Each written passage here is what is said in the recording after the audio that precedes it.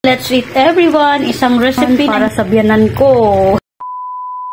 Hi everyone! Good morning! For today's video, magluluto tayo ng chicken wings na hiniwa ko. Hindi ko alam kung anong klaseng luto ito, pero anyway, this is my ingredients. Salt and pepper, ayan, magic sarap, soy sauce, vinegar, and garlic powder. Wala akong oyster sauce, so maglalagay na lang ako ng konting sugar. Ayan, buti na lang naalala ko ito. Ayan. Wala din kaming sesame seeds, so baka mamaya magano na lang. Hindi ko na lang siguro lalagyan ng sesame seeds. Anyway, parang buffalo style to. Lalagyan natin ng salt. Ayan, tama lang. We will just estimate. Pepper. This one damage. Ito yung garlic. Lalagay natin. Konti lang naman. Pang ano lang talaga. Sugar. Magic sarap. Then, we will mix it.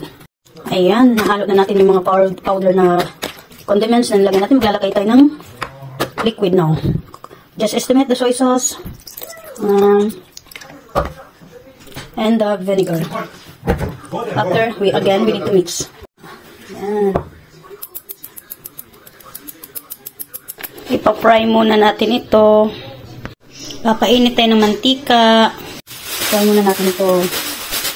Potato. Hindi ko alam anong ingredients to, basta niluto ko lang.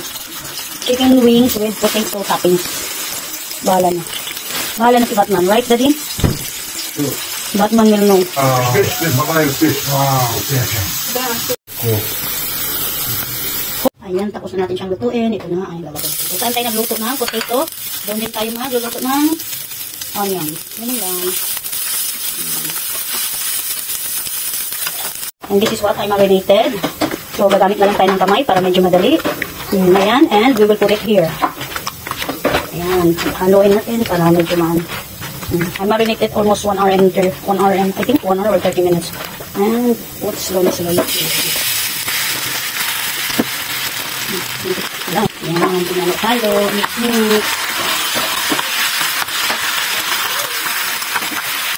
So, there is remaining na-marinate ko. Nilagyan ko ng konting tubig para di masayang. And we will put it here. Very slowly. Mix and cover.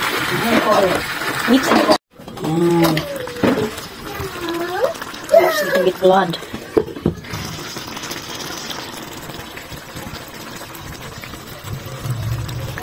Ayan. Let's mix a little bit before we will put the potato. Actually, parang siyang adobo style na ano ko. Hindi ko alam. Pero, mga ano siya. Basta yan. Halo ko na lang. Ayan.